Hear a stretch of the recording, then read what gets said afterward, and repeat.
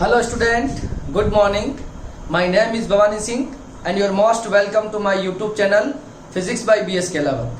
तो देखिए बच्चों, आज की जो क्लास है वो इंग्लिश मीडियम के लिए है और आपको पता है हम क्लास 12th की फिजिक्स पढ़ रहे हैं और उसकी पहली यूनिट इलेक्ट्रोस्टैटिक अभी हम पढ़ रहे हैं और अभी हमने स्टार्ट किया है इलेक्ट्रोस्टैटिक का chapter number 4 electrical capacitance. Clear है?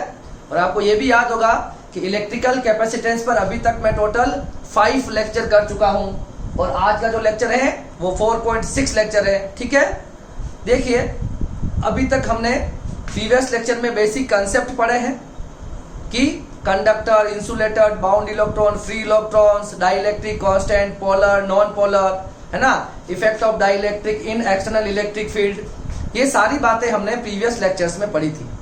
और इसका जो लास्ट लेक्चर था उस लास्ट लेक्चर में हमने कैपेसिटेंस का कंसेप्ट पढ़ा है जो काफी इंपॉर्टेंट है और ये इस चैप्टर का नाम भी है इलेक्ट्रिकल कैपेसिटेंस। ठीक है, तो हमें कैपेसिटेंस के बारे में समझा था लास्ट लेक्चर में और आज के लेक्चर में हम कैपेसिटेंस से ही रिलेटेड एक डिवाइस पढ़ने वाले हैं जिसे हम कहते हैं कैपेसिटर। डेली लाइफ में आप बहुत बार सुनते हो कि कैपेसिटर वर्ड का मतलब आप बहुत बार सुनते हो, जैसे कि हमारा जो सीलिंग फैन होता है उसके अंदर भी कैपेसिटर लगा होता है, जो हमारा वाटर कूलर होता है उसके अंदर भी कैपेसिटर होता है, टेलीविजन हो गया, रेडियो हो गया, सबके अंदर कैपेसिटर लगे रहते हैं। अब ये कैपेसिटर क्यों लगते हैं, इसका क्या यूज है, इसको कैसे बनाया जाता है, ये सारी बातें हम 1 बाय 1 करेंगे। जो प्रीवियस लेक्चर में हम आपको याद होगा कि अगर कोई कंडक्टर है, कैपेसिटेंस का मतलब क्या होता है, ability to hold a charge, मतलब कोई भी कंडक्टर कितना चार्ज होल्ड करके रख सकता है, स्टोर करके रख सकता है, वो उसका इलेक्ट्रिकल कैपेसिटेंस कहलाता है ना। इलेक्ट्रिकल कैपेसिटेंस क्या होता है, तो ability to hold a electric charge, मतलब किसी कंडक्टर के द्वारा इलेक्ट्रिक चार्ज को होल्ड करने की जो कैपेसिटी होती है उसको हम उसका इलेक्ट्रिकल कैपेसिटेंस कहते हैं। और आपको याद होगा कि हमने एक एग्जांपल से समझा था उसको कि हमने ये कैपेसिटर लिया था, अब इसको हमने क्या दिया है, चार्ज दिया। क्या दिया है, इसको हमने चार्ज दिया था। ठीक है, अब इसको चार्ज जैसे जैसे हम चार्ज देंगे वैसे वैसे आपको इस चार्ज को इसके ऊपर ले जाने के लिए वर्क डन करना पड़ेगा। और तो पोटेंशियल क्या होता है, work done on a unit charge. तो जितना ज्यादा आप चार्ज दोगे उतना ज्यादा आपको यूनिट चार्ज पे वर्क डन करना पड़ेगा। इट मीन्स आपका पोटेंशियल उतना इंक्रीज हो जाएगा। तो जितना ज्यादा हम किसी कंडक्टर को क्यू देंगे उसका पोटेंशियल उतना राइज करेगा। ठीक है, अगर इस प्रोपोर्शनलिटी के साइन को अगर मैं रिमूव करूं तो यहाँ क्या आ जाएगा, Q equal to C V and C equal to Q by V. यहाँ पर जो आपको C दिख रहा है ये एक कांस्टेंट है विच इज इलेक्ट्रिकल कैपेसिटेंस। इसको क्या कहते हैं, इलेक्ट्रिकल कैपेसिटेंस ऑफ कंडक्टर। ये जो कंडक्टर हमने दिया है जिसको मैंने Q चार्ज दिया है, Q चार्ज देने से इसका पोटेंशियल V टाइम्स बढ़ गया है या V बढ़ गया है इसका पोटेंशियल, इससे हमें C क्या मिल गया, Q बाई V। और इस C की जो यूनिट होती है ये फैराड होती है। क्या होती है, फैराड होती है। ये हमने देखा था, ये इसकी एक लार्जर यूनिट है, कुछ स्मॉलर यूनिट भी होती है, मिली, है ना, milli farad, micro farad, milli farad, micro farad, nano farad और पिको फैराड, ये कुछ इसकी स्मॉलर यूनिट्स भी थी।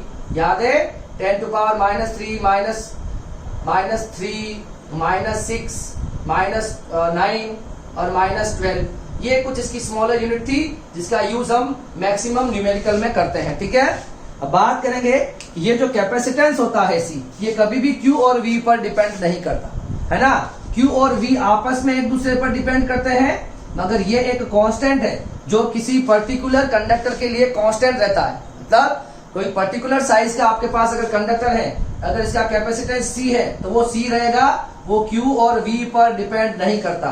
तो क्वेश्चन ये है कि जो C है वो C किस पर डिपेंड करता है, ये क्वेश्चन था कि C किस पर डिपेंड करता है। जनरली बच्चे क्या करते हैं कि इस Q और V का रीजन देके आ जाते हैं जो कि पूरी तरह गलत हो जाएगा।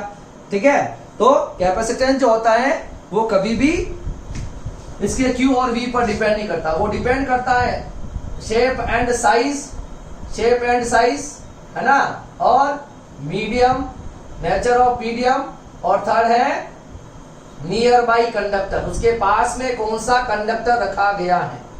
इन तीनों फैक्टर पर किसी भी कंडक्टर का कैपेसिटेंस डिपेंड करता है। मतलब साइज का तो आपको वैसे ही पता चल रहा है कि जितनी ज्यादा बड़ी साइज उतना ज्यादा हम चार्ज स्टोर कर पाएंगे, उतना ज्यादा कैपेसिटेंस। ठीक है।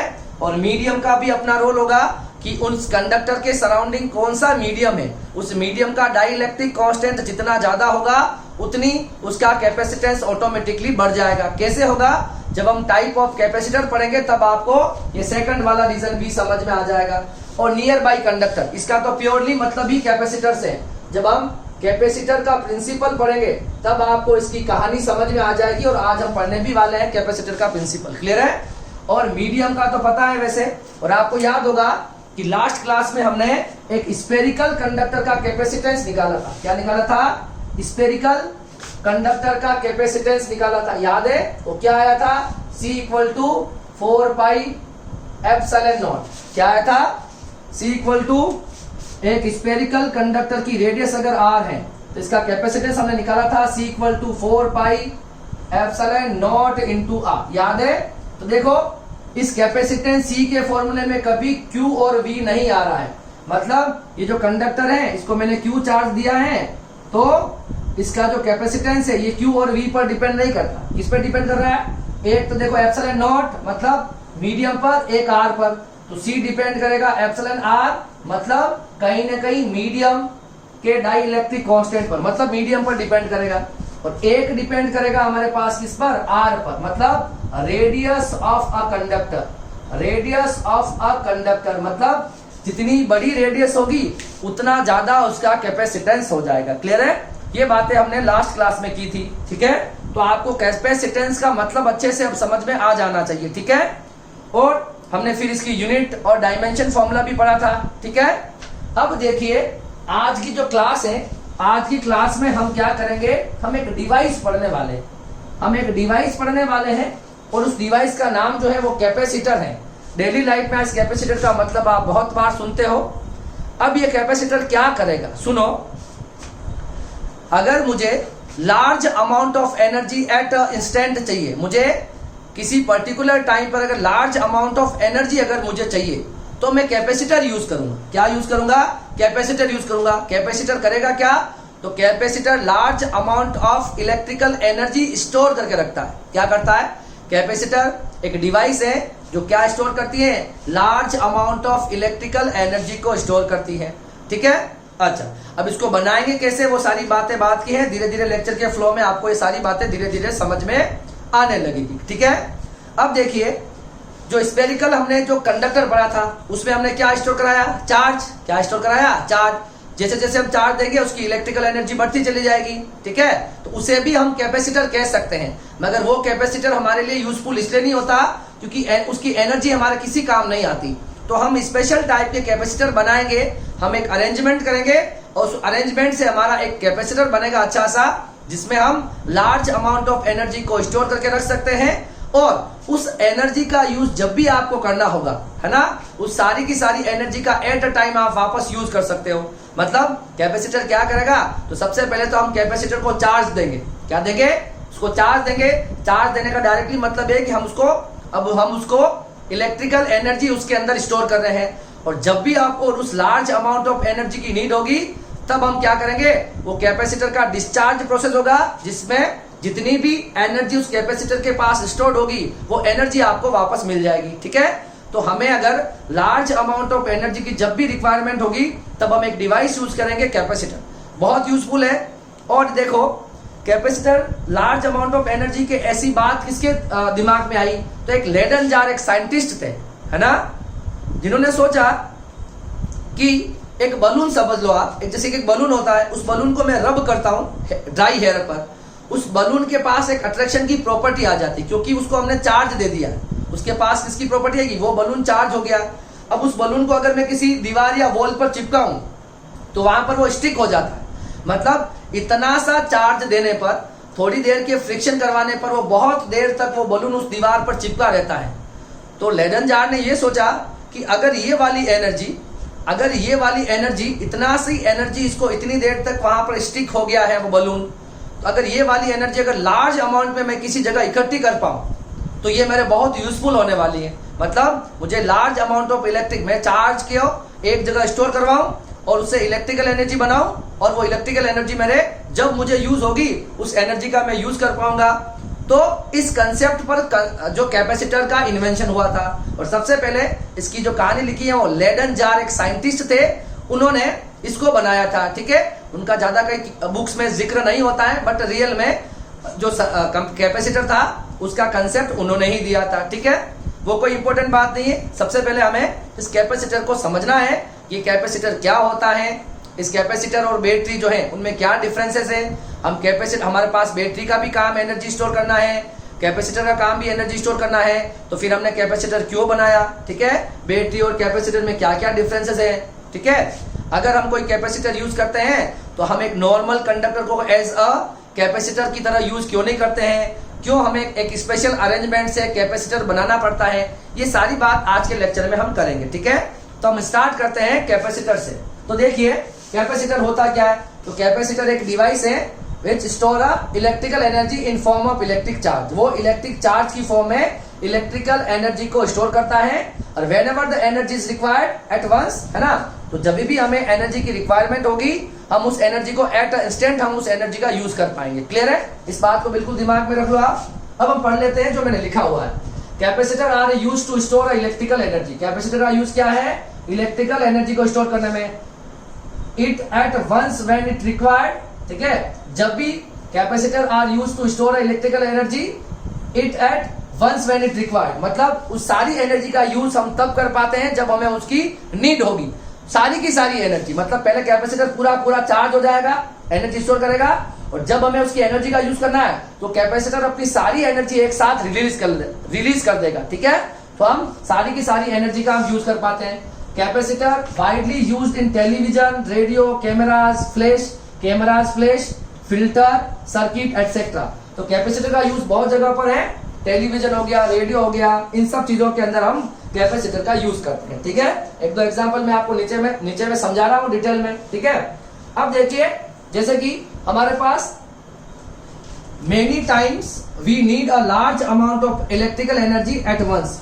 कभी कभी हमें लार्ज अमाउंट में इलेक्ट्रिकल एनर्जी की रिक्वायरमेंट होती है। ठीक है, तब हम क्या करते हैं, कैपेसिटर यूज करते हैं। हम एक दो एग्जांपल से इसको और समझने की कोशिश करते हैं कि क्या होता है कैपेसिटर। जैसे कि मैंने लिख रखा है कैमरा।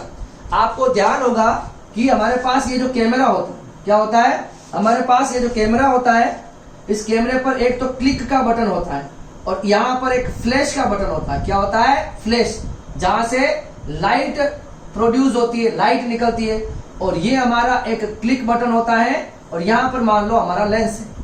समझ में आ रहा है, ये एक कैमरा होता है। अब देखिए अ कैमरा फ्लैश रिक्वायर्ड अबाउट, अब ये जो कैमरे का जो फ्लैश होता है, जब हम इस पर क्लिक करते हैं, जब हम क्या करते हैं, हम इस बटन पर क्लिक करते हैं फोटो खींचने के लिए, तब आपका ये फ्लैश में लार्ज अमाउंट ऑफ एनर्जी निकलती है। लार्ज अमाउंट ऑफ एनर्जी क्या निकलती है, large amount of light energy कह सकते हो। ठीक है, लाइट की फॉर्म में बहुत ज्यादा एनर्जी निकलती है, और इस एनर्जी के लिए हमें लगभग रिक्वायरमेंट होती है 20 एम्पियर करंट की। कितने, 20 एम्पियर करंट की। अब देखिए इस कैमरे के अंदर जो सेल लगे होते हैं वो तो बहुत स्मॉलर होते हैं। अब इन कैमरों से 25 एम्पियर करंट प्रोड्यूस नहीं की जा सकती, तो क्या होगा, देखो यहां पर लगा रहता है अंदर कैपेसिटर। क्या लगा रहता है, उन कैमरे के अंदर क्या लगा रहता है, कैपेसिटर लगा रहता है। तो सबसे पहले ये वाले सेल जो होंगे, ये वाले सेल इस कैपेसिटर को चार्ज करेंगे। क्या करेंगे, चार्ज करेंगे, और फिर जब हम इस बटन पर क्लिक करते हैं तो ये आपका कैपेसिटर डिस्चार्ज होता है। क्या होता है, डिस्चार्ज होता है। डिस्चार्ज होने का मतलब ये अपनी सारी की सारी एनर्जी क्या करता है, सारी की सारी एनर्जी ये रिलीज करता है। क्या करता है, सारी की सारी एनर्जी रिलीज करता है। तो इतनी ज्यादा करंट कहां से मिलती है उसको, उस कैपेसिटर की जो एनर्जी होती है वो इतनी एनर्जी दे पाता है। अदरवाइज कैमरे का जो फ्लैश होता है उसके पास इतनी ज्यादा लाइट कभी भी पॉसिबल नहीं हो सकती, क्योंकि जो सेल होते हैं उसके पास इतनी करंट नहीं हो सकती कि वो इतने अमाउंट में आपको लाइट एनर्जी प्रोड्यूस करके दे। जब हम कैमरे पर क्लिक करते हैं तो एक फ्लैश निकलता है, इतनी ज्यादा लाइट कहां से आती है, वो लाइट जो क्या प्रोसेस है, जब वो कैपेसिटर डिस्चार्ज होता है तो वो सारी की सारी एनर्जी रिलीज करता है, और वो एनर्जी आपको इतनी बड़ी लाइट की फॉर्म में दिखती है। समझ में आ रहा है। और आपको ये भी याद होगा कि एक बार कैपेसिटर हम क्लिक करेंगे तो पूरा का पूरा कैपेसिटर डिस्चार्ज हो जाएगा, सारी एनर्जी वो दे देगा। उसको कुछ मोमेंट चाहिए वापस चार्ज होने के लिए, वापस ये वाले सेल इस कैपेसिटर को चार्ज करेंगे, उसके लिए कुछ टाइम की रिक्वायरमेंट होगी। इसी वजह से जो बड़े कैमराज आते हैं, डीएसएलआर या बड़े बड़े जो कैमराज आते हैं जिनसे हम शूट करते हैं, वो कैमरा, उन कैमराज पर आप रैंडम क्लिक नहीं कर सकते हो, है ना, रैंडम रेगुलर क्लिक नहीं कर सकते हो। उसके लिए आपको उसको कुछ टाइम देना पड़ेगा। पहला क्लिक करोगे विद न कुछ सेकंड चाहिए, जिससे वापस वो कैपेसिटर चार्ज हो जाएगा। उसके बाद हम वापस क्लिक करेंगे। क्लियर है बात? तो जब हमें, अब ऐसा क्यों हुआ, कैपेसिटर का यहाँ पे क्या यूज था, अब हमें क्या चाहिए थी, लाइट एनर्जी चाहिए थी इतनी लार्ज अमाउंट में, तो किसने प्रोवाइड करी, कैपेसिटर ने प्रोवाइड करी। तो जब हमें लार्ज अमाउंट में एनर्जी की रिक्वायरमेंट होती है तब हम किसका यूज करते हैं, कैपेसिटर का यूज करते हैं। ये इसका पहला एग्जाम्पल। आई होप सो थोड़ा समझ में आया होगा आपको। ठीक है, आगे देखो। To start a cooler fan we, अब देखो ये क्या है, a camera flash required about 25 ampere current, it is a very large to produce a high burst of light. इतनी ज्यादा लाइट के लिए हमें क्या चाहिए, एक कैपेसिटर की रिक्वायरमेंट होगी जो 25 एम्पियर रेंज में करंट प्रोड्यूस करते हैं। ठीक है, मतलब इलेक्ट्रिकल एनर्जी, मतलब करंट की फॉर्म में जो एनर्जी रिलीज होगी उसकी बात कर रहे हैं। अब देखो, to start a cooler fan we need a sudden high current. जो कूलर होता है हमारे घरों के अंदर, उस कूलर को स्टार्ट करने के लिए हमें इनिशियल क्या चाहिए, उस कूलर को स्टार्ट करने के लिए हमें हाई करंट चाहिए। क्या चाहिए, हाई करंट चाहिए। और वो हाई करंट कौन प्रोड्यूस कराएगा, हाई करंट मतलब high energy, and which is provide by capacitor. वो कौन प्रोवाइड कराएगा, उसके अंदर लगाया हुआ कैपेसिटर। और कैपेसिटर को हम कंडेंसर भी कहते हैं। क्या कहते हैं, कंडेंसर। तो अंदर लगा हुआ जो कैपेसिटर होगा वो आपको ये प्रोवाइड करवाएगा। ठीक है, क्योंकि स्टार्टिंग में उस कैपेसिटर को चलने के लिए क्या होता है, ओवरकम स्टार्ट स्टैटिक फ्रिक्शन, मतलब स्टार्टिंग में उसको चलने के लिए पहला वो रेस्ट में होता है, तो उसको रन कराने के लिए हमें ज्यादा अमाउंट ऑफ करंट की रिक्वायरमेंट होगी। और वो लार्ज अमाउंट ऑफ जो करंट होगा that is provided by a capacitor which place inside a cooler, water cooler, जो भी आप कहना चाह रहे हो। ठीक है, तो कूलर को स्टार्ट करने के लिए भी हमें किसकी रिक्वायरमेंट होती है, कैपेसिटर की रिक्वायरमेंट होती है। ओके, अब हम चलते हैं कुछ और एग्जांपल देख लेते हैं कैपेसिटर के। To provide such a huge electrical energy at once capacitor are used, मतलब अगर हमें एक लार्ज अमाउंट ऑफ एनर्जी की रिक्वायरमेंट होगी वहां हम कैपेसिटर का यूज करेंगे। इसका कुछ एग्जांपल है। एक है हमारे पास फिल्टरिंग अ सर्किट, है ना, फिल्टरिंग अ सिग्नल। कभी कभी क्या होगा, हमें सिग्नल को जब फिल्टर करने की रिक्वायरमेंट होगी, जब हमें सिग्नल को फिल्टर करना होगा तब हम क्या यूज करेंगे, हम वहां पर कैपेसिटर यूज करेंगे। ये हम चैप्टर नंबर 10 में पढ़ेंगे, विच इज अल्टरनेटिंग करंट।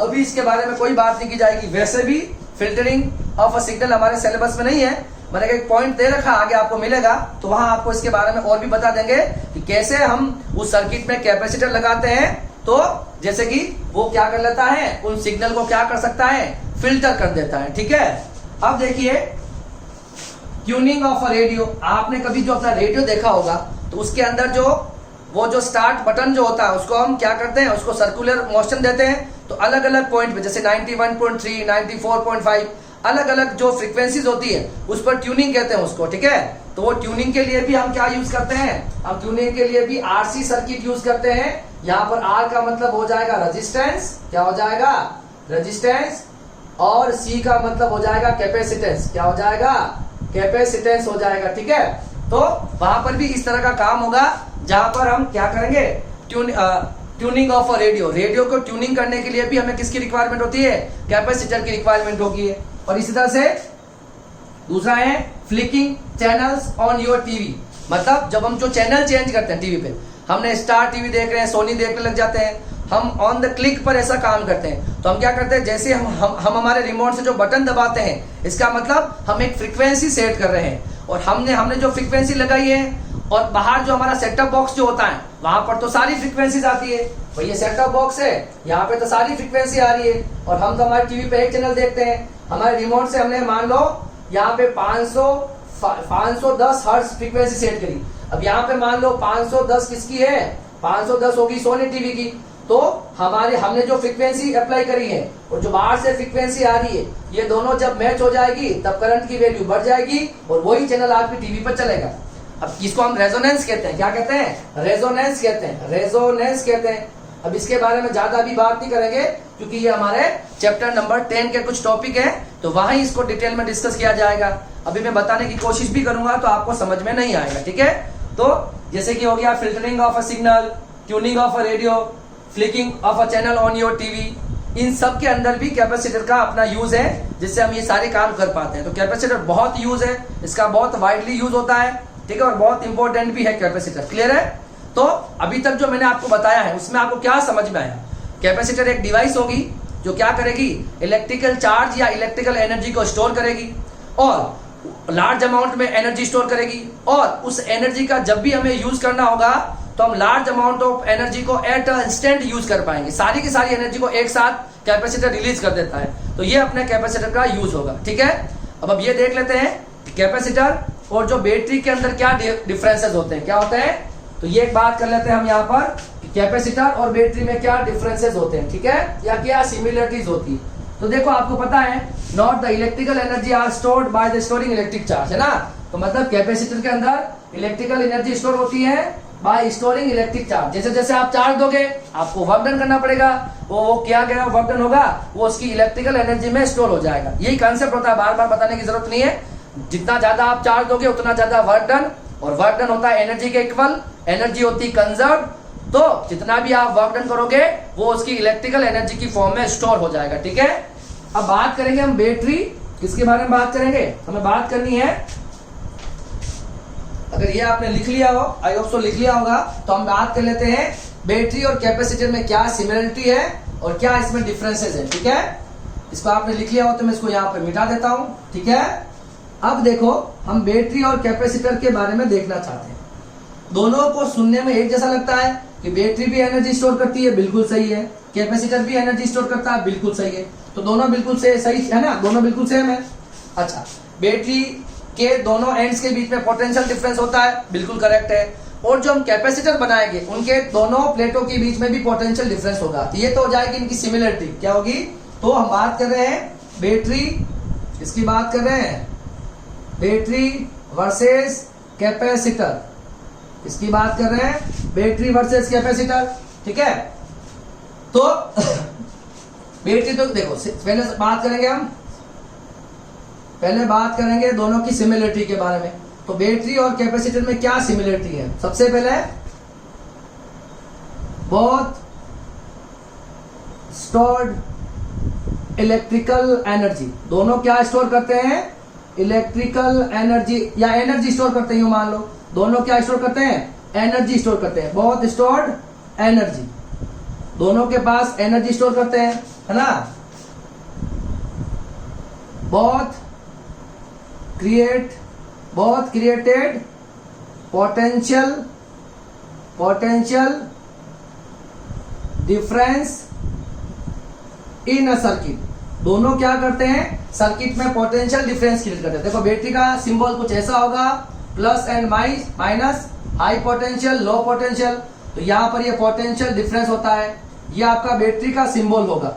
और जब कैपेसिटर बताऊंगा मैं अभी आपको, दो प्लेटें होगी, एक पर प्लस होगा और दूसरे पर माइनस होगा, और इसके बीच में एक इलेक्ट्रिक फील्ड ई बनेगा, और यही होगा आपका कैपेसिटर। क्या हो जाएगा, तो ये क्या हो जाएगा, इसी तरह से दिखेगा आपका कैपेसिटर। अभी मैं आपको बनाना बताऊंगा, ठीक है। तो प्लस और माइनस के बीच में भी एक पोटेंशियल डिफरेंस क्रिएट हो जाएगा। तो दोनों जो होते हैं उनमें पोटेंशियल डिफरेंस क्रिएट करते हैं वो सर्किट में, ठीक है। ये तो हो जाएगी इनकी सिमिलरिटी। अब इनके डिफरेंस क्या क्या है, दोनों में क्या क्या डिफरेंसेस है, ठीक है, दोनों में क्या क्या डिफरेंसेस है। पहला डिफरेंस है ना, वे टू स्टोर चार्ज, दोनों के अंदर चार्ज को स्टोर करने का तरीका जो है वो अलग अलग है ना, अमाउंट ऑफ एनर्जी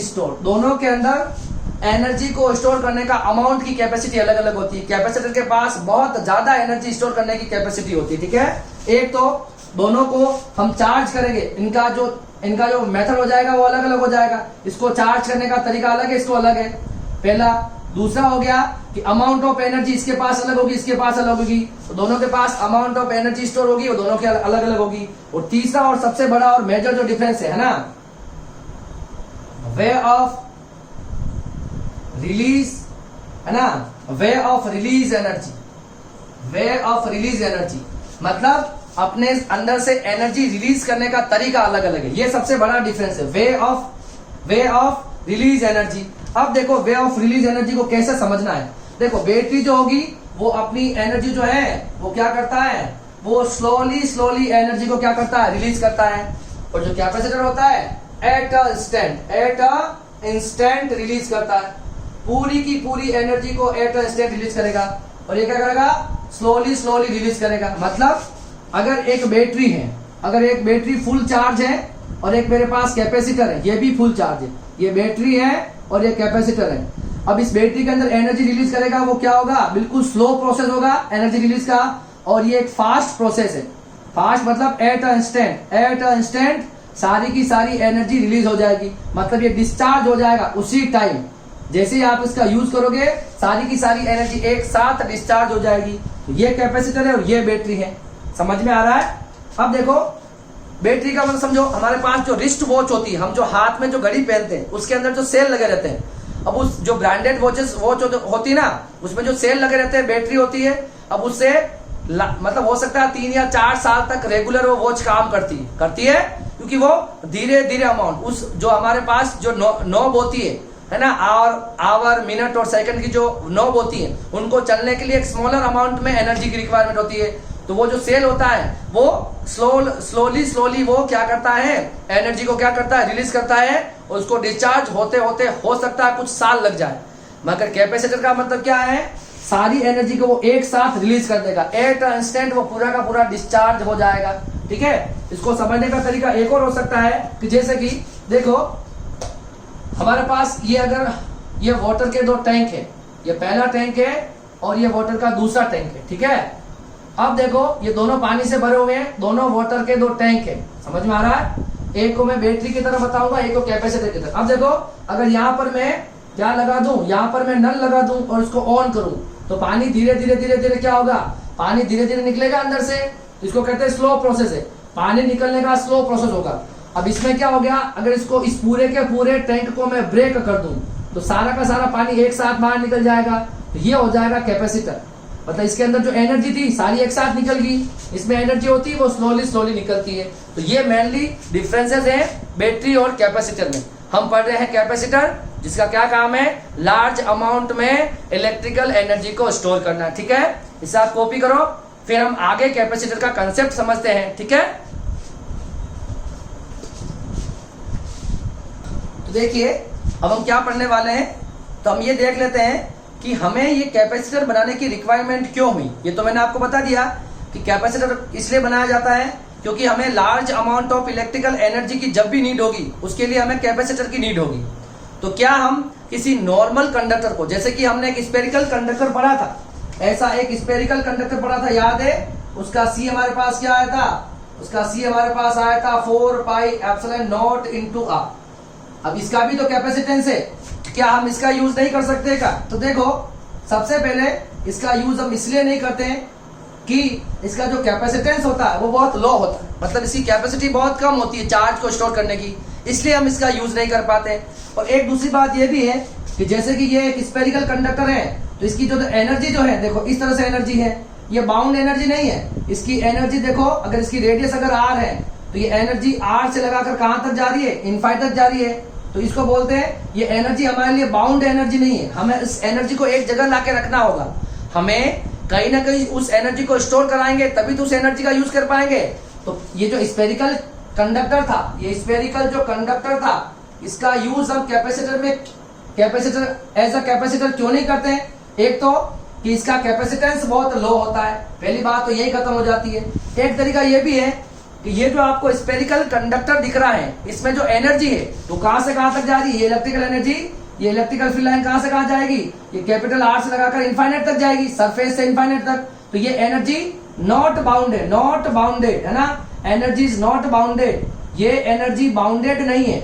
और हमें कैपेसिटर के लिए बाउंडेड एनर्जी चाहिए, मतलब उस एनर्जी को मैं कहीं ना कहीं स्टोर करके रख सकूं। ठीक है, तो एक तो ये रीजन हो जाएगा। एक और बात ये है इसका कैपेसिटेंस, मतलब इसको मैं एक लिमिट के बाद में मैं इस कंडक्टर का पोटेंशियल इंक्रीज नहीं कर पाता हूं। क्यों नहीं कर पाता हूं? ठीक है, अगर एक लिमिट के बाद अगर इसको मैं चार्ज देने की कोशिश भी करूंगा तो क्या होने लगेगा?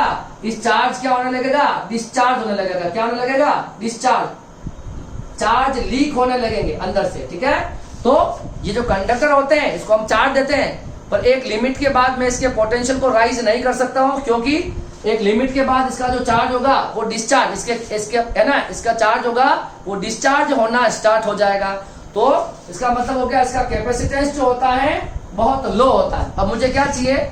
मैं कैपेसिटर बनाना चाहता हूं, मगर ऐसा कैपेसिटर या ऐसी डिवाइस बनाना चाहता हूं जिसका कैपेसिटेंस बहुत ज्यादा हो। क्या हो?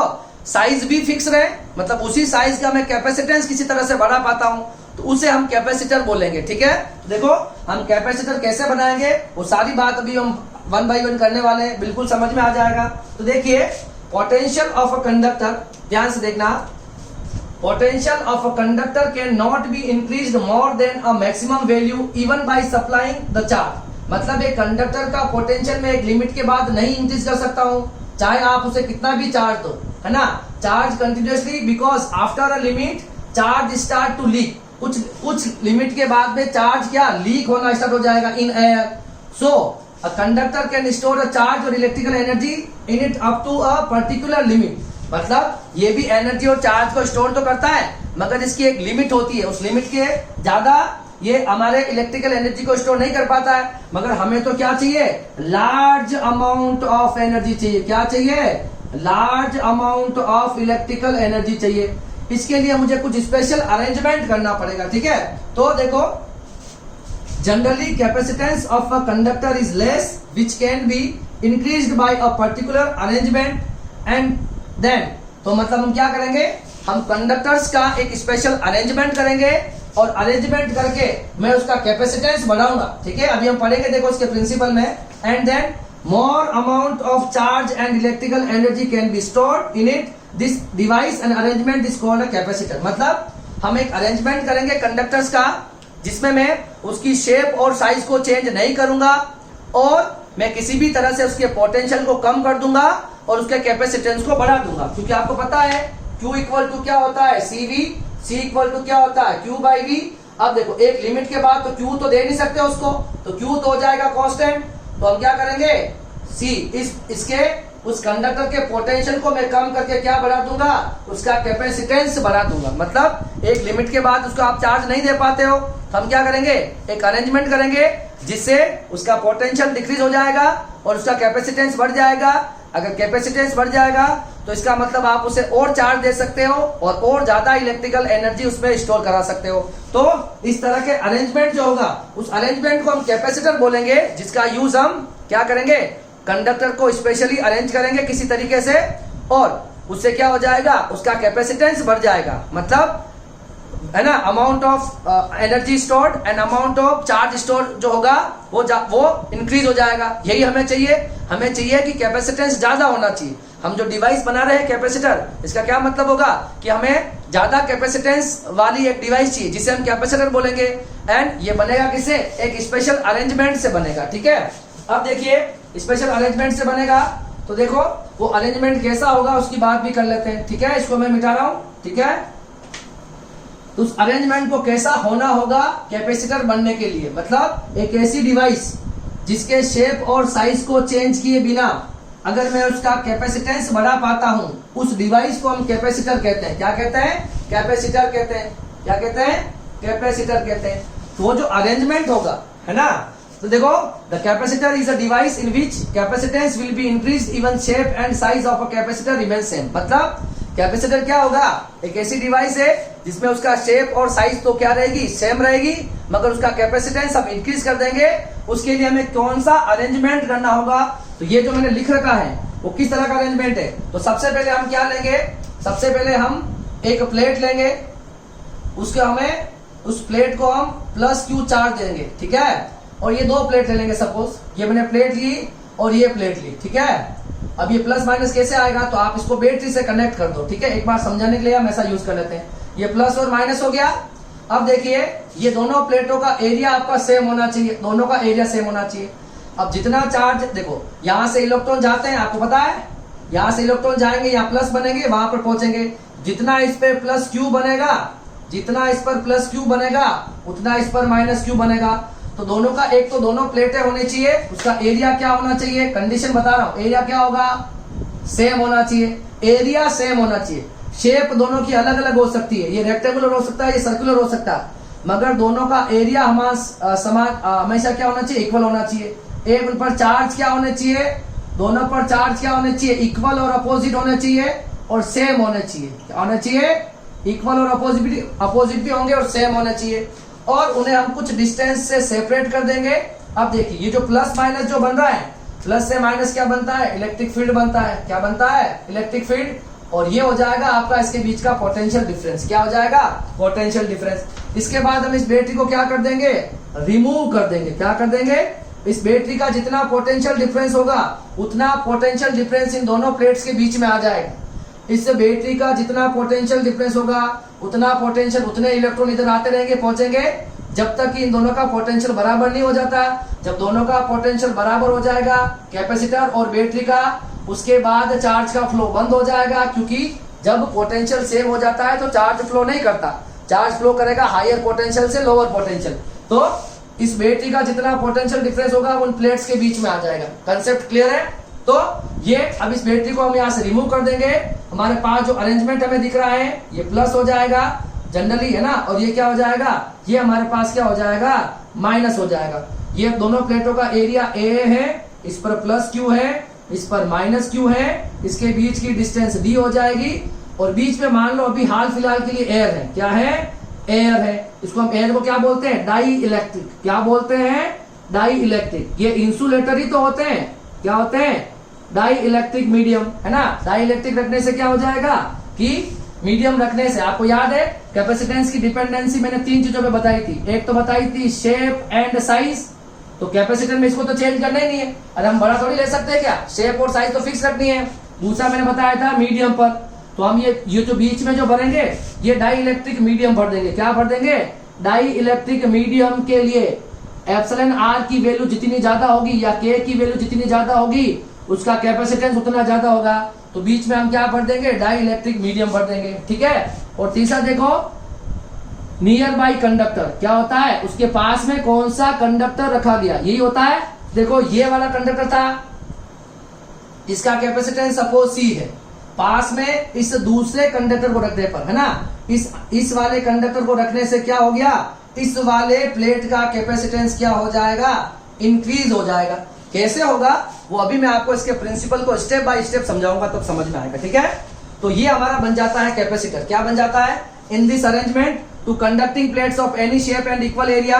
दो कंडक्टिंग प्लेट होगी, एक प्लस होगी एक माइनस होगी, दोनों का इक्वल एरिया होगा, शेप दोनों की अलग अलग हो सकती है, इक्वल अमाउंट ऑफ चार्ज, दोनों पर इक्वल और अपोजिट चार्ज होने चाहिए, प्लस और minus, and then generally first place is connected with insulating stand. इस प्लेट को कहाँ रखा जाता है, इंसुलेटिंग स्टैंड पर रखा जाता है। इसका ज्यादा यहाँ कोई मतलब नहीं है, ताकि चार्ज ग्राउंड नहीं करे। ठीक है, इंसुलेटिंग स्टैंड पर रखा जाएगा। और सेकंड प्लेट क्या होती है, ग्राउंडेड होती है। क्या होती है, ग्राउंडेड होती है, वो मैं आपको बताऊंगा कैसे होगी। ठीक है।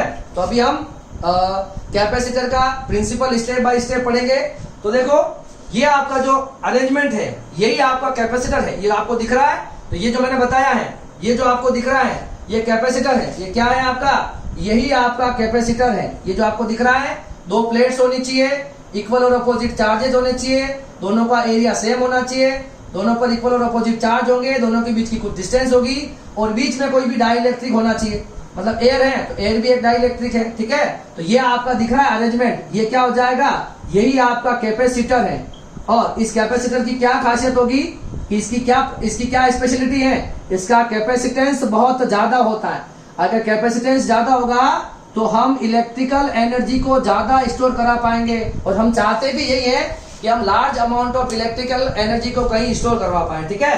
तो ये हो जाएगा हमारा कैपेसिटर का बेसिक कंसेप्ट। हम कैपेसिटर को क्यों बनाते हैं, हम स्पेशल अरेंजमेंट क्यों करते हैं, क्योंकि हमें ज्यादा कैपेसिटेंस चाहिए, उसके लिए हमें एक स्पेशल अरेंजमेंट करना पड़ता है, और वो अरेंजमेंट ही कहलाता है कैपेसिटर। या यूं कह सकते हैं कि वो कंडक्टर है ना, वो कंडक्टर जिसकी शेप और साइज को चेंज किए बिना अगर उसका मैं कैपेसिटेंस बढ़ा पा रहा हूं तो वो मेरे लिए कैपेसिटर हो जाएगा।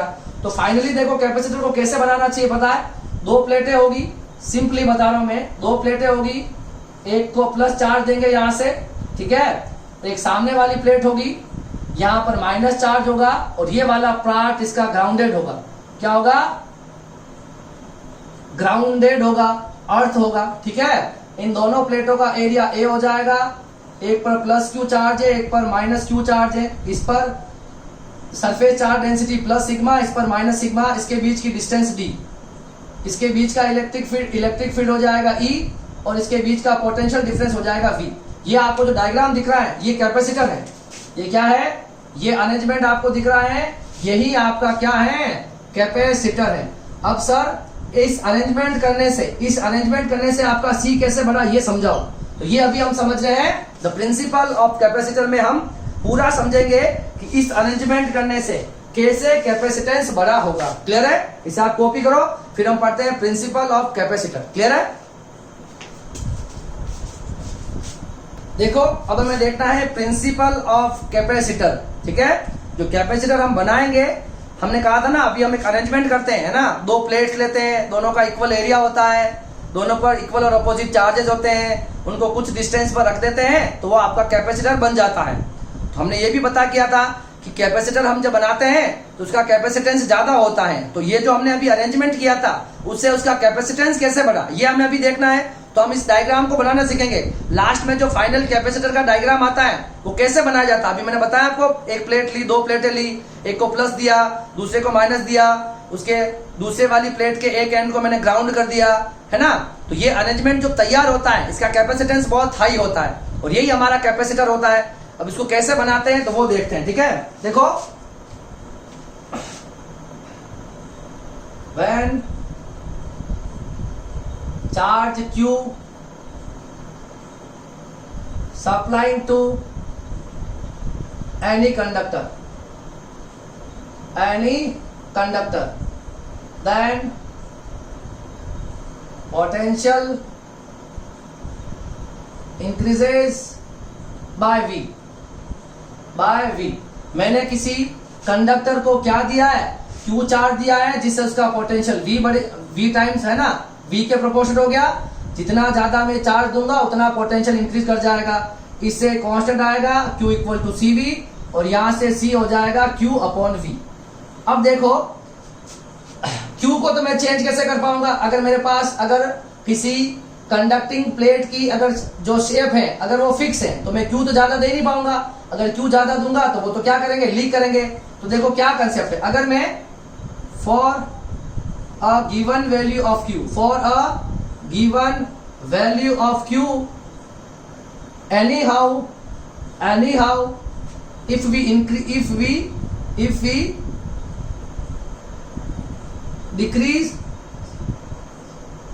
decrease the potential of that conductor, then capacitance will increase। कुछ समझ में आया मैंने क्या बोला? मैंने बोला कि मेरे पास एक प्लेट है, उस प्लेट को मैंने Q चार्ज दे दिया, ज्यादा दूंगा तो वो तो लीकेज करेगा, उसका एरिया तो बदलना नहीं है। अब मैं उसका एरिया तो चेंज करूंगा भी नहीं, मगर मुझे उसका कैपेसिटेंस बढ़ाना है। तो मुझे एरिया चेंज नहीं करूंगा तो मैं चार्ज को तो मैं, है ना, गिवन वैल्यू ऑफ Q, मतलब Q तो रहेगी सेम। अब Q तो हो गया बिल्कुल सेम। अगर मैं उसी Q के लिए, उस गिवन Q के लिए जो Q आपको दे रखा है किसी कंडक्टर पर, उस Q के लिए मैं अगर पोटेंशियल को कम कर दूं तो कैपेसिटेंस क्या हो जाएगा, कैपेसिटेंस हमारा बढ़ जाएगा, है ना। The given for a given value of Q, anyhow we decrease the potential of that conductor, then the capacitance will increase। क्या हो जाएगा, उसका कैपेसिटेंस इंक्रीज हो जाएगा। और इसी पर क्या बना है, इसी फिनोमिना के बेस्ड पर क्या बना है, कैपेसिटर का इन्वेंशन हुआ। क्या हुआ, इस जो फिनोमिना मैंने आपको बताया है इसी फिनोमिना पर क्या हुआ है, कैपेसिटेंस का इन्वेंशन हुआ है ना। ये जो स्टेटमेंट है उसके अकॉर्डिंग अब हम क्या करेंगे, हम प्रिंसिपल ऑफ कैपेसिटर को 3 स्टेप्स में समझेंगे, है ना। Principle of capacitor will understand will understand by following 3 steps. By following 3 steps. मैं इसको 3 स्टेप्स में समझूंगा. अब पहला स्टेप क्या है देखो, बहुत इजी है वैसे इसका. देखो पहला स्टेप, ठीक है, पहला step, let a conducting plate having area A and the charge Q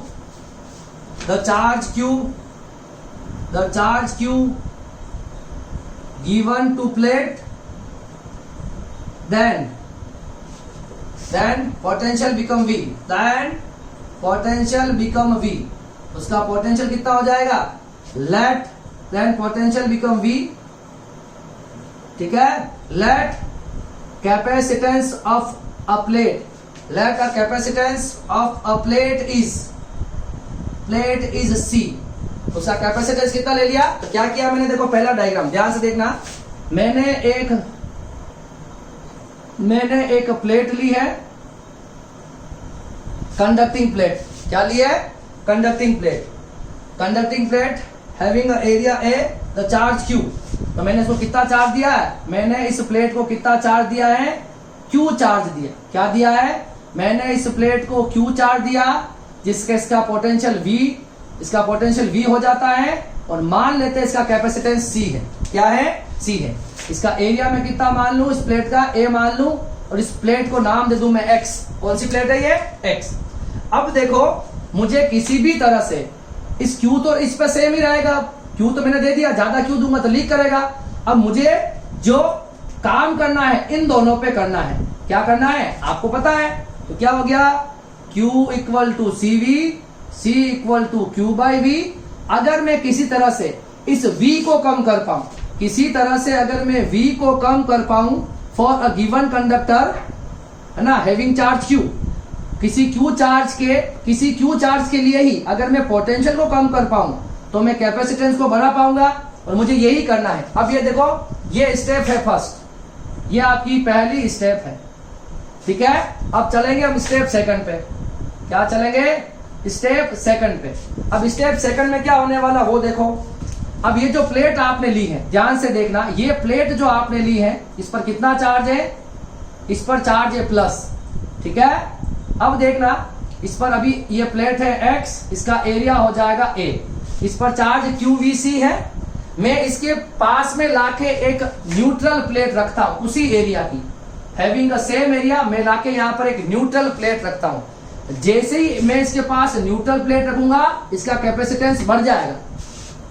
जैसे ही मैं इसके पास में लाके कोई न्यूट्रल प्लेट रखूंगा इसका कैपेसिटेंस बढ़ जाएगा. सर कैसे, सुनो, यहां पर होगा इंडक्शन, एरिया दोनों का सेम हो जाएगा. ये जो न्यूट्रल प्लेट ला है ये तो चार्ज प्लेट, इस पर तो चार्ज है, और ये क्या होगी, एक न्यूट्रल प्लेट. इस न्यूट्रल प्लेट में होगा इंडक्शन. क्या होगा रे, इसमें होगा इंडक्शन. कुछ खबर पड़ रही है, इसमें होगा इंडक्शन.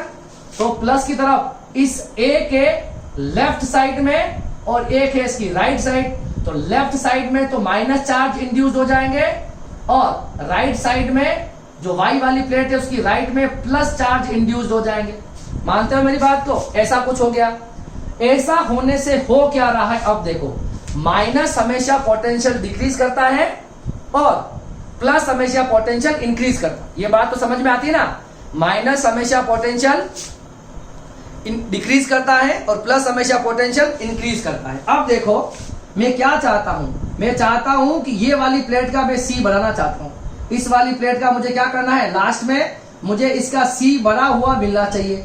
उसके लिए मुझे क्या करना पड़ेगा, इसके पोटेंशियल को किसी तरह से अगर मैं कम कर पाऊं, तो मेरा इसके पोटेंशियल को अगर मैं किसी तरह से कम कर पाऊं, अगर इसके पोटेंशियल को मैं किसी तरह कम कर पाऊं तो इसका कैपेसिटेंस बढ़ जाएगा. इसके लिए अब मैं कर क्या रहा हूं वो देखो, मैंने न्यूट्रल प्लेट लाके रखी, इंडक्शन हुआ, प्लस माइनस अलग हो गए. अब देखो ये माइनस इस A का पोटेंशियल डिक्रीज करेगा. माइनस चार्ज हमेशा पोटेंशियल डिक्रीज करता है, मगर ये प्लस चार्ज इसका पोटेंशियल क्या करेगा, इंक्रीज करना चाहेगा. मगर इन दोनों में से इफेक्टिव कौन है बताओ, कौन ज्यादा डोमिनेट करेगा.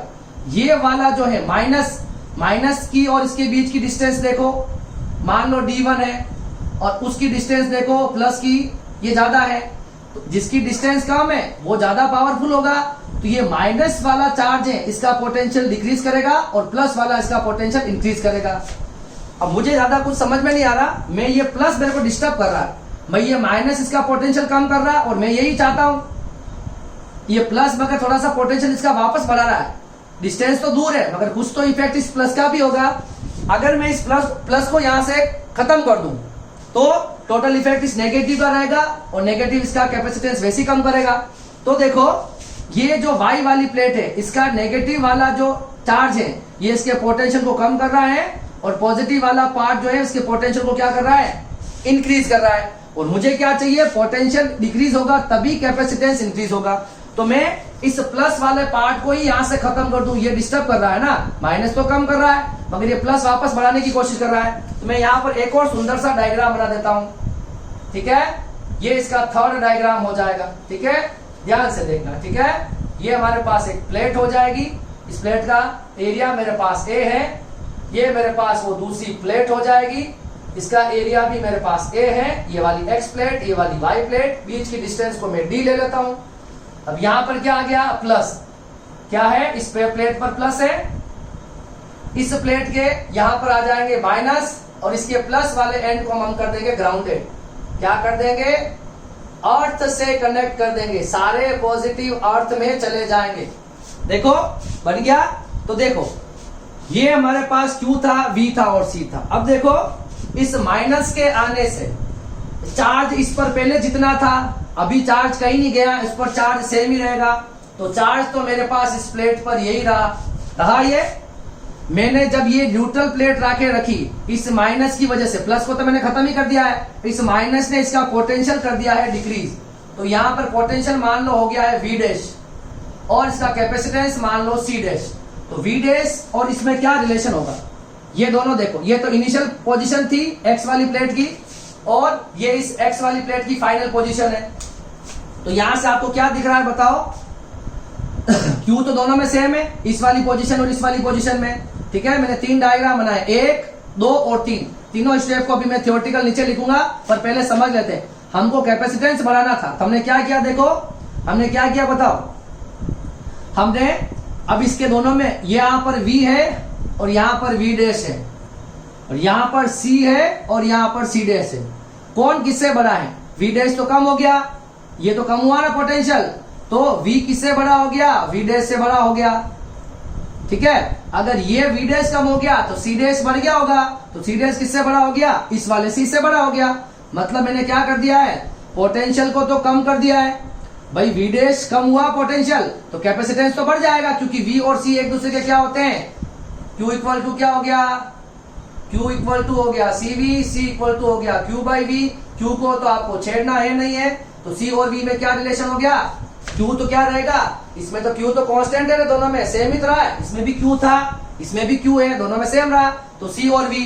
तो इसके लिए मैंने पोटेंशियल को कर दिया है कम, तो मेरा कैपेसिटेंस बढ़ गया है। इस तरह से मैंने बिना किसी शेप को चेंज किए मैंने इस X वाली प्लेट का कैपेसिटेंस बढ़ा दिया है और ये जो बना है आपको दिख रहा है यही आपका कैपेसिटर होगा और यही आपका कैपेसिटर है और इसके बीच में बनेगा इलेक्ट्रिक फील्ड, ये इसकी बीच की डिस्टेंस हो जाएगी और इस पर जो चार्ज होगा सुनना, इस पर अगर प्लस Q चार्ज होगा तो इस पर माइनस Q चार्ज होगा, दोनों पर इक्वल और अपोजिट चार्ज होंगे। ये बन गया हमारा कैपेसिटर और ये इसका प्रिंसिपल, ठीक है। तो थोड़ा सा लिख लेते हैं हम, कैसे लिखेंगे ये पहली स्टेप तो मैंने लिख ली, ओके। तो placed a neutral plate Y, placed a neutral plate Y near to plate X, मतलब आपने एक Y प्लेट ला के रखी है X पर, X के पास में है ना, due to induction in plate Y plus Q I and minus Qi are induced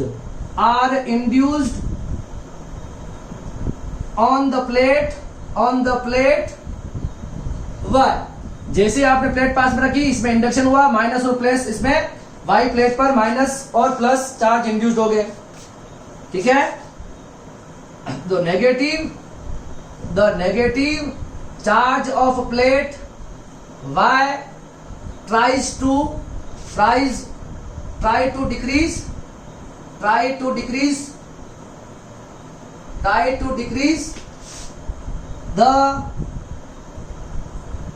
to decrease the potential of x। क्या है, ये वाली प्लेट क्या कर रही है, इस x का पोटेंशियल डिक्रीज करेगी, minus, and the positive of plate y tries to increase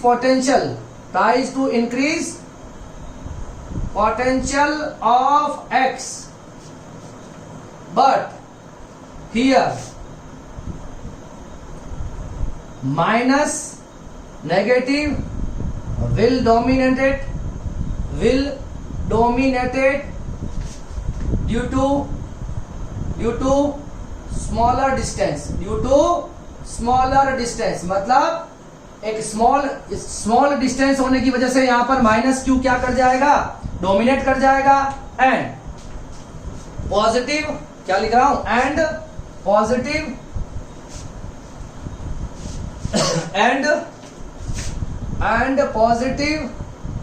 end of plate y will grounded। So overall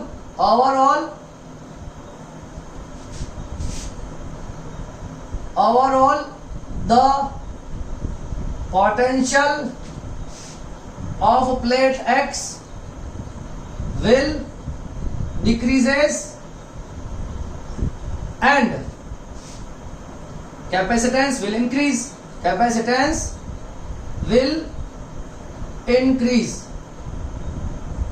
increases the capacitance will increases। Finally क्या हो गया, पोटेंशियल VDS कम हो गया, CDS बढ़ गया, and this known as the principal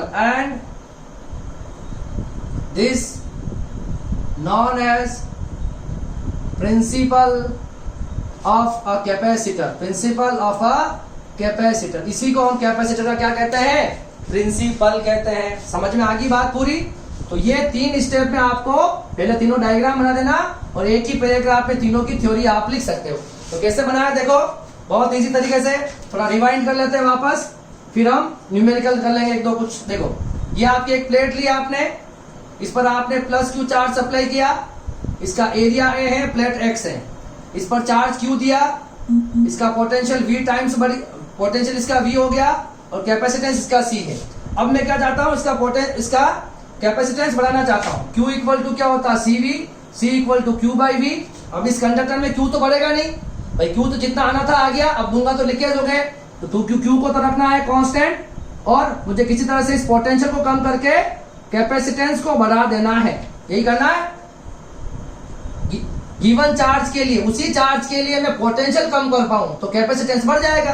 तो इसके लिए क्या करा मैंने, इसके लिए मैंने ट्रिक यूज करी। मैंने क्या करा, मैं एक दूसरी प्लेट लेके आ गया सेम एरिया की, एक में वाइट प्लेट लेके आ गया, न्यूट्रल प्लेट लाया। क्या लाया, न्यूट्रल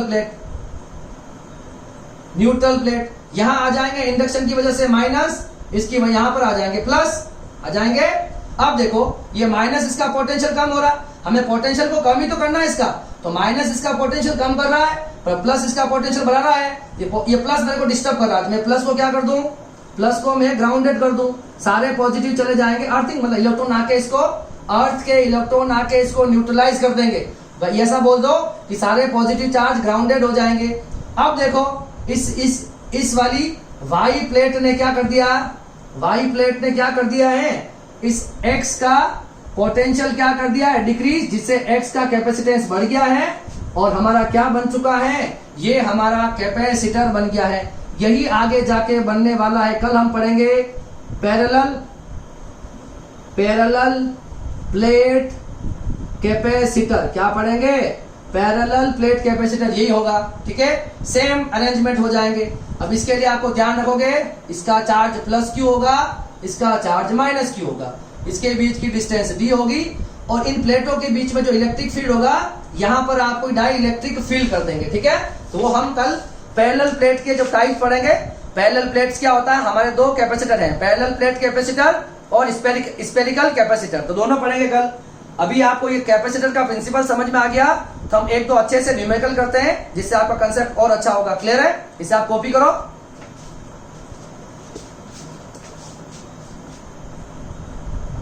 देखो अब हम क्या करेंगे, जो हमने स्पेरिकल कंडक्टर लास्ट चैप्टर में पढ़ा था, याद है आपको? उसकी कैपेसिटेंस क्या था, C = 4 pi epsilon naught into R।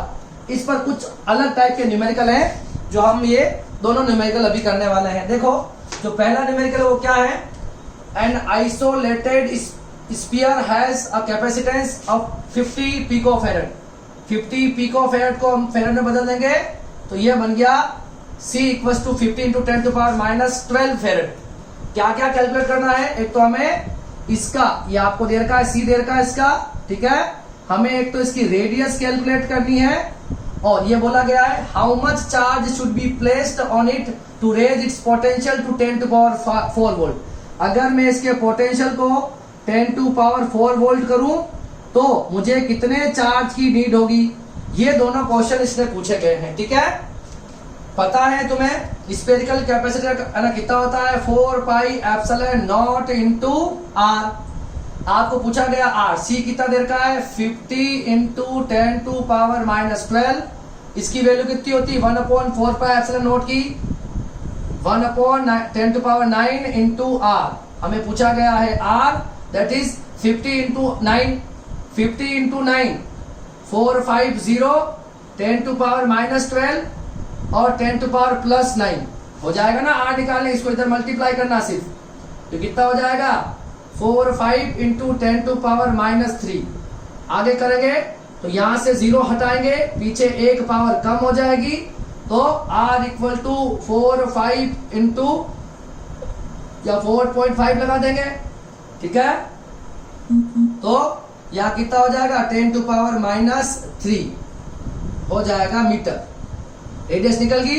अब हमें पूछा है कि अगर हम इसके पोटेंशियल को, फर्स्ट क्वेश्चन तो ये था, अगर हम पोटेंशियल को कर दे 10⁴ वोल्ट, है ना, तो हमें C भी दे, ठीक है, C दे रखा है 50 × 10⁻12, यही दे रखा है, दे रखा ना। आपसे पूछा गया कितना Q सप्लाई करना पड़ेगा, इतने पोटेंशियल को राइज करने के लिए आपको कितना चार्ज सप्लाई करना होगा, that is 4 pi epsilon naught into, sorry Q = क्या आ जाएगा, CV। तो C हमारे पास है विच इज 50 × 10⁻12 C × V। तो V कितना है, Q = CV, और V दे रखा आपको 10⁴। तो आंसर कितना आएगा 50 × 10⁻8 आएगा, या इसको लिख सकते हैं 5 × 10⁻7 कूलम। ये आपका हो जाएगा चार्ज। पहले क्वेश्चन का आंसर क्लियर है, बिल्कुल इजी क्वेश्चन है, कर सकते हो आप। अब चलते हैं हम सेकंड क्वेश्चन के सॉल्यूशन पर। अच्छा क्वेश्चन दे रखा है, इस टाइप के क्वेश्चन काफी इंपॉर्टेंट रहते हैं एग्जाम के, और एडवांस लेवल पर भी ऐसे क्वेश्चन ही ज्यादा आते हैं।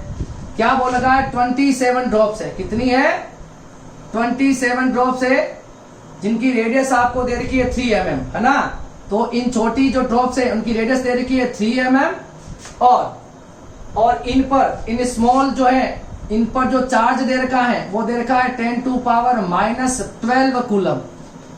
इन ड्रॉप से आपने क्या किया है, 27 spherical drop of radius 3 mm and carrying 10⁻12 coulomb of charge are combined to form a single drop. इन सबको मिला के हमने क्या बना दी, एक R रेडियस की एक सिंगल ड्रॉप बना ली। और आपसे पूछा गया है, और है ना, find the capacitance and the potential of a bigger drop. आपसे पूछा गया है कि इस बिगर ड्रॉप का पोटेंशियल और इसका कैपेसिटेंस कितना है। क्लियर है? इस तरह के क्वेश्चंस को करने के लिए क्या ध्यान रखना है, इन ड्रॉप से ये ड्रॉप बनाई है, तो जितना चार्ज इनका होगा, तो पहले तो क्या रहेगा, चार्ज क्या रहेगा बताओ, चार्ज आपका कंजर्व्ड रहेगा, यस और नो। एक चीज और कंजर्व रहेगी, इसका जितना वॉल्यूम होगा उतना ही तो बड़ी होगा, सब छोटी से मिलाकर बड़ी बनाई है, तो आपका वॉल्यूम भी क्या रहेगा, वॉल्यूम भी आपका कंजर्व रहेगा। कोई दिक्कत वाली बात है क्या? चार्ज और वॉल्यूम दोनों कंजर्व रहेंगे, ठीक है। अब हमें क्या करना है, देखो सबसे पहले हम लगाते हैं चार्ज के बारे में, है ना, चार्ज कंजर्वेशन, ठीक है, चार्ज का कंजर्वेशन लगाते हैं। बताओ देखो इसका चार्ज कितना होगा, एक का चार्ज है हमारे पास स्मॉल क्यू, टोटल कितनी ड्रॉप चाहिए, 27, तो 27 इंटू क्यू, और इसका चार्ज कितना मान लेते हैं हम, कैपिटल क्यू, तो 27 इंटू क्यू क्या हो जाएगा, कैपिटल क्यू। इस स्मॉल क्यू की वैल्यू आपके पास है, स्मॉल क्यू की वैल्यू है 10⁻⁻12 बराबर क्यू, तो हमारे पास कैपिटल क्यू की वैल्यू तो आ गई। अब हमें क्या लगाना है, हमें कैपिटल क्यू की वैल्यू मिल गई है, इस वाले की क्यू मिल गई है। अब हमें लगाना है वॉल्यूम कंजर्वेशन, क्या लगाना है, वॉल्यूम कंजर्वेशन, दोनों के वॉल्यूम बराबर होंगे। इसका एक का वॉल्यूम कितना होगा बताओ, एक ड्रॉप का वॉल्यूम हो जाएगा 4/3 पाई स्मॉल आर क्यूब, और ड्रॉप कितनी है टोटल 27, ये वॉल्यूम इसके बराबर, तो इसका चार्ज कितना हो जाएगा 4/3 पाई आर कैपिटल आर क्यूब, ठीक है। तो 4/3 से 4/3 पाई कैंसल, 27 आर क्यूब को मैं लिख सकता हूं 3 इंटू आर क्यूब का आर होल क्यूब, 3 का क्यूब 27, आर का क्यूब आर क्यूब, उधर क्या बच गया, कैपिटल आर क्यूब, ये क्यूब से क्यूब कैंसल, तो यहां से कैपिटल आर की वैल्यू आ गई मेरे पास 3 इंटू आर। अब आपको स्मॉल आर तो दे रखा है 3 mm, तो 3 mm को हम बदले लेंगे मीटर में, तो ये बच जाएगा, तो आर मेरे पास कितना आ गया 9 इंटू 10⁻³ मीटर, ये मेरे पास आ गया रेडियस। आपसे पूछा गया है इसका पोटेंशियल निकालना है, ठीक है, तो सबसे पहले सी निकालना है, तो सी कितना हो जाएगा 4πε0 इंटू आर, ठीक है, तो 4π की वैल्यू कितनी होती है 1/10⁹, और आर कितना आ गया कैपिटल आर 9 इंटू 10⁻⁻3, तो ये देखो 9 से 9 तो कैंसिल हो रहा है, ये ऊपर जाएगा तो 10⁻12 फेरेड, ये आ गया आपका बड़े वाले का सी, आ गया सी। एक क्वेश्चन और पूछा गया, वी पूछा गया, क्या पूछा गया है वी, तो वी क्या हो जाएगा, क्यू इक्वल टू क्या होता है सीवी, सीवी क्या, वी क्या हो जाएगा Q/C, ठीक है। तो बड़े वाले पर, इस वाले का वी पूछा ना, तो बड़े वाले पर टोटल चार्ज कितना है बताओ, बड़े वाले पर चार्ज कितना है, ये रहा देखो 27 इंटू 10⁻⁻12, यही तो है बड़े वाले पे टोटल चार्ज। सी कितना आया बताओ 10⁻12, यही आया है, ये कैंसिल हो गया, वी कितना आ गया 27 वोल्ट आ गया, ये हो गया हमारा आंसर। क्लियर है क्या? तो इस तरह के क्वेश्चंस भी आपको एग्जाम में पूछे जाएंगे। एक आपको कैपेसिटर का जो सिंबल होता है ये ऐसे होते हैं, ठीक है, दो सिंबल आपको दे रखे हैं, ये आपका हो जाएगा कांस्टेंट कैपेसिटेंस वाला कैपेसिटर, कांस्टेंट कैपेसिटेंस वाला, और ये हो जाएगा वेरिएबल कैपेसिटेंस, क्या हो जाएगा वेरिएबल कैपेसिटेंस वाला कैपेसिटर। कोई दिक्कत वाली बात नहीं है, तो ये कैपेसिटर के सिंबल्स हैं, ये भी आपको ध्यान में रखना है। अगली क्लास में हम पढ़ेंगे टाइप ऑफ कैपेसिटर, क्या पढ़ेंगे टाइप ऑफ कैपेसिटर, ठीक है। तो आज की क्लास में हमने कैपेसिटर का कंसेप्ट को समझा है कि कैपेसिटर होता क्या है, बैटरी और कैपेसिटर में क्या डिफरेंस है, और कैपेसिटर का यूज क्या होता है, और हम कैपेसिटर को कैसे बनाते हैं, मतलब उसका प्रिंसिपल, और हमने कुछ न्यूमेरिकल भी देखे हैं, ठीक है। आप सब लोग अच्छे से पढ़े, ठीक है। 3 या 4-5 लेक्चर में, 3 या 4 मैक्सिमम मान लो, या 5 लेक्चर में ये आपका चैप्टर नंबर 4 खत्म हो जाएगा, इसका मतलब इलेक्ट्रोस्टैटिक खत्म हो जाएगा, और बाकी फिर हम पढ़ेंगे इलेक्ट्रिक करंट, ठीक है। तो आप लोग बिल्कुल क्लासेस को जो भी बताया जा रहा है बिल्कुल ध्यान से सुनना है, नोट्स बनाने हैं, और आपको पढ़ाई करते हुए रहना है, ठीक है। टेक्स्ट बुक में आने वाले जितने भी कंटेंट, न्यूमेरिकल और क्वेश्चंस हैं उसको पढ़ते रहना है, ठीक है। कुछ भी प्रॉब्लम आए तो आप कभी भी मुझसे कांटेक्ट कर सकते हो, ठीक है। तो आज की क्लास में इतना ही, अब हम मिलेंगे नेक्स्ट क्लास में, तब तक के लिए थैंक यू सो मच।